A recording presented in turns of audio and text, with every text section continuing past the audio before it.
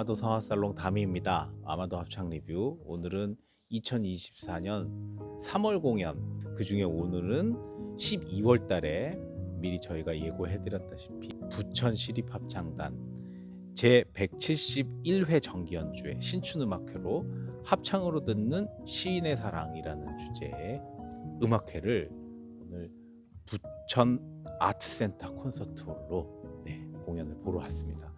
뭐 여러 가지 의미가 있지만 우리 국내의 유수한 합창단 중에 굉장히 역사가 오래되고 그리고 또 좋은 실력으로 이렇게 합창계에서 인정받고 있는 부천 시립합창단 1988년도에 창단이 됐어요. 부천 시립합창단의 공연을 저희가 아마도 기획 시작한 이래로 처음으로 한번 찾아온다는 점, 그리고 이 장소 부천 아트센터 콘서트홀 작년 2023년 5월 19일에 개관을 했습니다. 개관한 이래로 이 부천 아트센터가 굉장히 음향적으로나 여러 가지 면으로 굉장히 사람들한테 호응을 많이 받고 관심을 많이 받는 곳인데, 개인적으로도 여기를 처음 와봤습니다. 그래서 오늘 부천 시립합창단의 아름다운 음색과 슈베르트와 슈만의 가곡으로 된 오늘 프로그램 레퍼토리, 부천 아트센터의 어쿠스틱 음향이 얼마나 좋은 감흥을 줄지 오늘 굉장히 기대가 되는 그런 날입니다. 부천 시립합창단 말씀드렸다시피 1988년도에 창단이 됐고요. 오늘 지휘는 김선아 지휘자님, 현재 부천 시립합창단 상임지휘자시고요. 이전에 국립, 부천, 성남, 시흥, 원주 등 객원의 경력이 있으시고, 현재 부천 시립합창단 상임지휘자 및 콜레기움 보컬레 서울 지휘자로서 활발한 활동을 펼치고 있는 김선아 지휘자님의 지휘로 두 파트로 나눠서 프로그램이 진행이 됩니다. 1부에는 슈베르트 가곡과 슈만의 가곡, 합창과 독창으로 구성된 단품들 위주의 프로그램들이 진행이 되겠고, 그 다음에 인터미션을 거쳐서 2부에는 제목이 되고 있는 시인의 사랑, 슈만의 디지털 리베죠, 오프스 번호 48번, 요 곡이 조혜영님의 편곡으로 합창곡으로 편제가 되어 있는 16곡 전곡을 들려드립니다. 그래서 개인적으로 전 또 독창을 좋아하지 않습니까? 성악곡, 독창곡 제 버킷리스트 중에 하나가 디지털 리베 시인의 사랑을 언젠가 한번 완창을 해보는 게 꿈이긴 한데, 그것을 제가 현실적으로 노래 활동을 하고 있는 합창이 만나서 합창의 음색으로 하모니가 이루어졌을 때 또 어떤 기운을 줄지, 어떠한 감흥을 줄지, 그것 또한 굉장히 관심이 가는 그런 대목이 아닐 수가 없습니다. 그래서 오늘 합창을 보러 왔지만 가곡을 듣고 가는 그런 두 가지의 어떤 장점을 다 얻어가는 하루가 될 것으로 기대가 되고, 또 처음 와보는 부천 아트센터의 음향, 김선아 지휘자의 인도하에 부천 시립합창단의 음색으로 잘 감상해보고 이따가 여러분들께 후기로 한번 다시 돌아보도록 하겠습니다. 준비 중. 자, 그래서 지금 공연장에 입장을 했습니다. 처음 와보는 부천 아트센터 너무 멋있네요. 음향은 어떨지 너무너무 많이 기대가 됩니다. 여러분 이 자리에서 즐겁게 공연 감상하고 이따가 후기로 찾아뵙도록 하겠습니다. 안녕.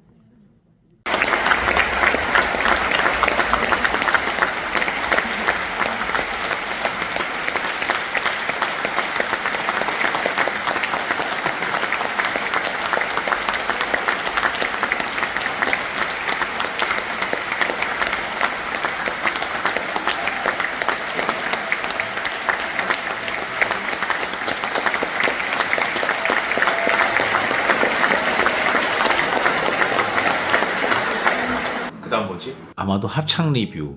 오늘은 2024년 3월 공연으로 선정된 부천 시립합창단의 제171회 정기연주회, 2024년 3월 28일 오후 7시 30분 부천 아트센터 콘서트홀에서 진행된 합창으로 듣는 시인의 사랑 감상하고 감상평으로 여러분들과 다시 만나게 됐습니다. 1988년 창단된 우리 부천 시립합창단 김선아 지휘자의 지휘로 합창으로 듣는 시인의 사랑이라는 대명제하에 전 프로그램이 슈베르트와 슈만의 독일 가곡으로 구성된 그런 독특한 프로그램의 합창 공연 잘 보고 왔습니다. 전곡이 독일 가곡의 그 텍스트로 시어로 진행이 됐기 때문에 외국어로 된 노래들의 이해를 돕고자 지금 현재 풍월당 이사 독일 가곡 문학회 문화 코치 및 칼럼니스트로 활동 중이신 나성인님서 나와서 스테이지별로 이 곡에 대한 내용들, 그 다음에 배경 지식들 그런 것들을 해설을 해주셨습니다. 곡의 연주를 이해하는 데 큰 도움이 되는 그런 무대로 진행이 됐습니다. 그래서 이제 간단하게 감상평을 해드리면 첫 번째 그 1부 스테이지에는 슈베르트의 가곡들로 진행이 됐는데 슈베르트의 가곡들 중에 합창으로 작곡된 가곡들이 있다고 예전부터 알고는 있었지만 그 사실 들어보기 쉽진 않잖아요. 합창으로 듣는 슈베르트의 가곡들, 그러니까 가곡인데 독창곡 가곡을 합창으로 변화시킨 게 아니라 합창으로 작곡됐던 곡 3곡을 부천시립합창단의 음악으로 들어보게 되었습니다. 그래서 굉장히 특이했던 게 가운데 피아노하고 지휘자의 자리가 있고 그 무대를 중심으로 한 이 위층 객석 스탠드죠. 후면 스탠드에 객석에서 바라봤을 때 좌측에 남성합창단 그러니까 베이스하고 테너가 자리를 하고 우측에 여성합창단 소프라노 알토가 자리를 했습니다. 그래서 전통적으로 무대 위에 합창단이 이렇게 서서 노래를 부르는 것이 아닌 무대 위에는 피아노와 지휘자만 있고 그 다음에 스탠드로 합창단의 자리를 옮겨놓은 그런 무대 배열을 해서 3곡을 연주를 하는 것을 들었습니다. 3곡이 아니라 4곡이었어요. 실제 프로그램에는 4곡으로 진행이 됐고요. 그래서 이 4곡을 들으면서 제가 평상시에 갖고 있던 어떤 합창에 대한 개념, 합창의 수많은 합창단들의 구성원들이 노래를 각각 부르는 것을 블렌딩하지만 결국 노래는 누가 하느냐? 지휘자가 하는 것이다. 그래서 그 지휘자가 하는 노래를 합창단이라는 어떤 그 여러 인원들의 노래하시는 분들의 입을 빌어서 구현하는 것이다. 어떤 그런 모습이 무대에서 시각적으로도 좀 보여지는 그런 기획이 아니었나 싶습니다. 그리고 무대 동선이나 여러 가지를 고려해 봤을 때도 굉장히 재밌고 참신한 시도였던 것 같아요. 왜냐하면 첫 노래가 슈베르트의 세레나데 슈텐시엔이었는데 이게 여성 합창의 솔로였거든요. 솔로가 무대로 나오고 여성 합창이 이제 우측에서 진행이 되고 그 다음에 합창을 하지 않는 남성들은 좌측에서 이렇게 앉아서 기다리고 있다가 그 다음에 두 번째 노래 라 파스토렐라 목동소년 이건 남성 합창이었어요. 남성 합창이니까 여자분들이 앉고 남성 합창단들이 바로 일어나서 노래를 하고 세 번째 노래가 안덴 프룰링 이게 봄에게라는 노래인데 이게 이제 남성 아카펠라로 진행이 되더라고요. 그리고 나서 노래를 한 곡을 더 했어요. 그 Viel Tausend Sterne 프랑엔이라는 별빛 향연이라는 슈베르트의 또 합창곡 이거는 혼성으로 해서 진행됐고 여성 합창, 남성 합창, 남성 합창, 혼성 합창 이렇게 진행이 됐기 때문에 이거를 한 무대에서 만약에 이전처럼 구현을 했으려면 막 들어갔다 나왔다가 하는 뭐 동선의 어떤 까다로움이 있었을 것 같아요. 그러나 스탠드에 이렇게 딱 위치를 해놓으니까 그다음 그것도 성별별로 이렇게 구분을 해서 노래를 부르지 않는 부분들이 뭐 입장했다 퇴장했다 하는 어떤 그런 번거로움을 줄일 수가 있었고 시간적으로도 단축시킬 수 있었고 하는 효율성도 좀 찾을 수 있었던 무대 연출 그런 것이라고 봅니다. 다만 이제 한 가지 아쉬웠던 것은 지휘자 피아노하고 노래를 부르는 그 합창단의 위치하고 아무래도 거리감이 생기다 보니까 그 거리감에서 오는 어떤 전달의 시간차랄까? 그거 뭐 빛의 속도로 봤을 때는 아무것도 아닌 것 같지만 그게 좀 거리감이 떨어져서 이렇게 어떤 노래하는 디렉팅이나 이런 것들이 되다 보니까 좀 약간의 딜레이가 되는 것 같은 그런 느낌도 조금 들기는 했습니다. 거리감이 좀 느껴진다 할까요? 뭐 그런 느낌도 약간 있었고 그리고 처음 겪어본 그 부천 아트센터 콘서트홀이 개인적으로 음향이 너무 마음에 들었었는데 무대에서 이렇게 피어오르는 음향에 대비해서 2층 객석에서 이렇게 떨어지는 어떤 소리는 아래에서 받쳐주는 피아노의 어떤 소리하고 한꺼번에 뭉뚱그려져서 섞여지지 않고 좀 뭔가 이렇게 덮이는 듯한 그런 소리가 좀 들리고 뒤에서 돌아서 들리는 메인이 되는 합창 소리가 그런 느낌이 좀 있어서 개인적으로는 조금 갑갑하고 아쉬운 생각이 들지 않았나. 그러나 뭐 여러 가지로 곡별로도 아는 노래였던 이제 첫 번째 그 슈텐시엔도 여성 합창의 원곡으로 또 들으니까 이런 느낌이었구나 하는 그런 좋은 느낌이 들었었고, 라파스토렐라,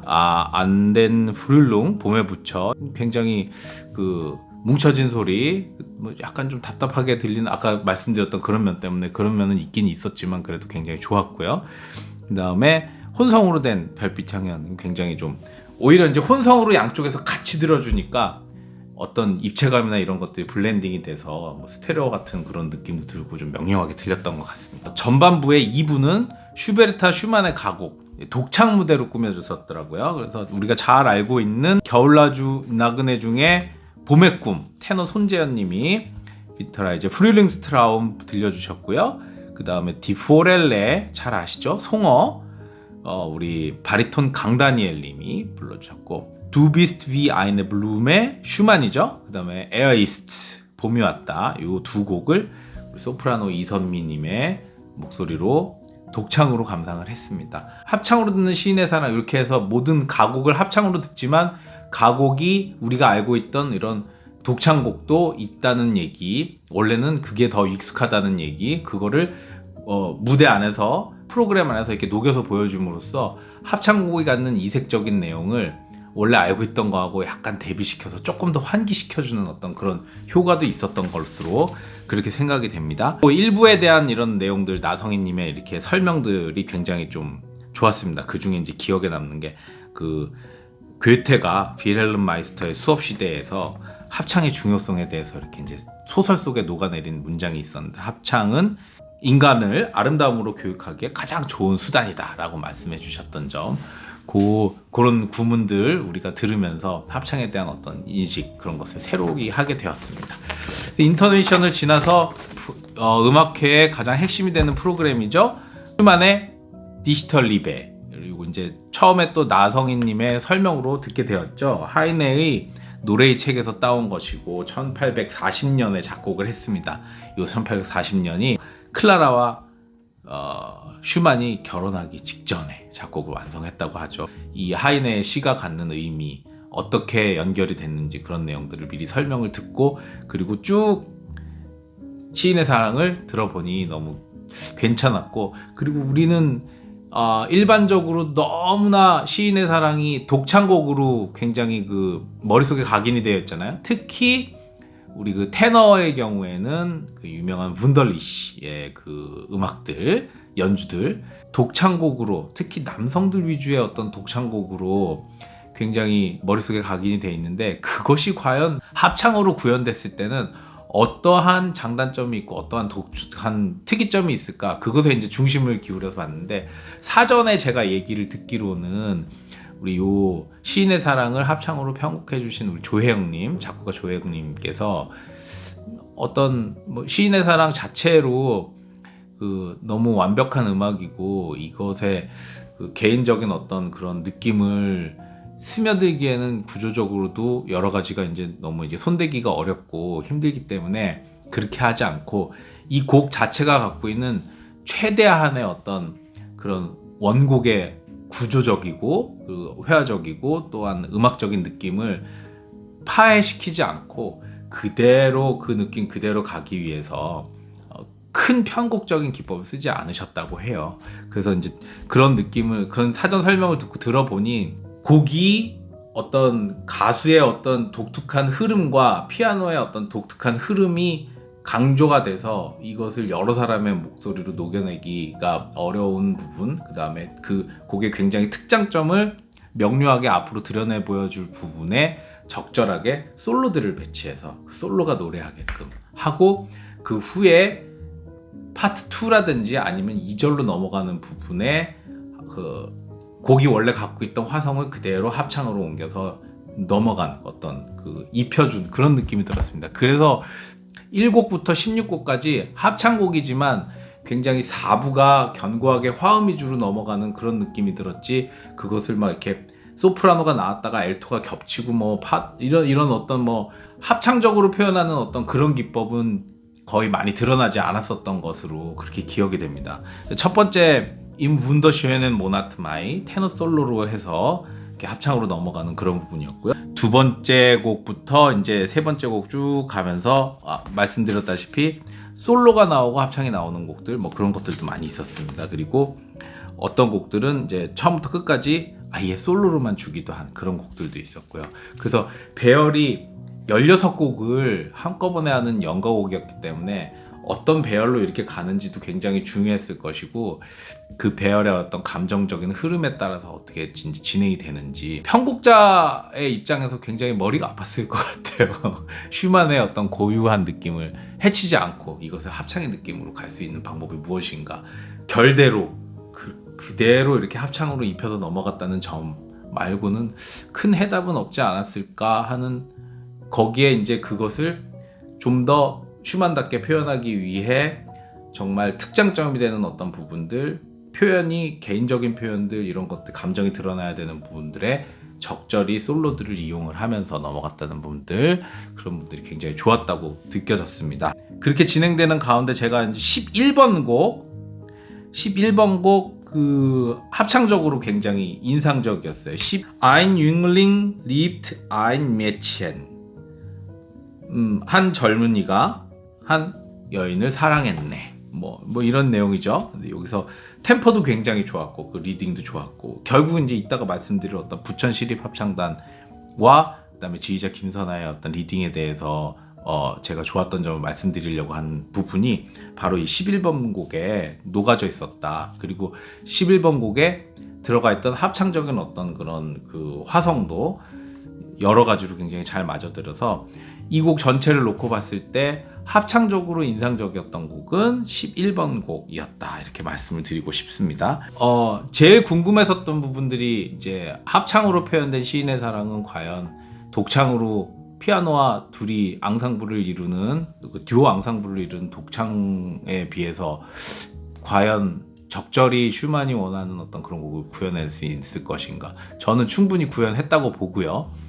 편곡 자체는 그것을 폄훼하지 않는 그런 선에서 신경을 써서 굉장히 구조적으로 조심스럽게 접근을 해서 합창으로 입혀놨기 때문에 결국은 연주하는 연주자들의 몫이다 이런 느낌을 받을 수 있었습니다. 같은 곡이라도 어떤 가수가 노래를 하느냐에 따라서 굉장히 다를 수 있다는 어떤 그런 내용들 대전제는 여러분들이 잘 알고 계실 거고 결국은 합창곡도 어떤 지휘자가 어떻게 합창을 하고 어떤 합창단을 만나서 어떻게 노래를 부르느냐에 따라서 이 곡이 제대로 전달이 되는지 안 되는지를 논할 수 있겠죠. 그러면 결국은 이제 그 부천시립합창단의 사운드가 이 주제를 만나서 어떻게 구현이 됐을까를 생각을 해봤을 때 그걸 거꾸로 놓고 생각해봐도 이 주제를 놓고 구현한 부천시립합창단의 사운드는 근본적으로 어떤 것인가, 성격이 어떤가, 그리고 그걸 리드하는 김선아 지휘자의 지휘는 어떤가를 다시 되짚어서 생각해보게 됐어요. 난 부천시립합창단의 사운드는 기본적으로 크다 이런 느낌을 받았습니다. 가지고 있는 기본 사운드가 뭐 크다 이래서 합창단이 소리가 크다 이러면 좀 나쁘지 않나? 이런 건 아니에요. 뭐 우리 성악가들도 이쁜 소리를 가지고 있는 사람이 있고 기본적으로 단단하고 큰 소리를 가지고 있는 사람이 있고 다를 수 있잖아요. 결국은 큰 소리를 어떻게 가지고 있는 큰 소리를 뭉쳐내느냐, 블렌딩을 가져가느냐 이게 이제 굉장히 중요한 관건이 되겠죠. 그리고 기본적으로 좀 큰 소리를 가지고 있는 합창단이고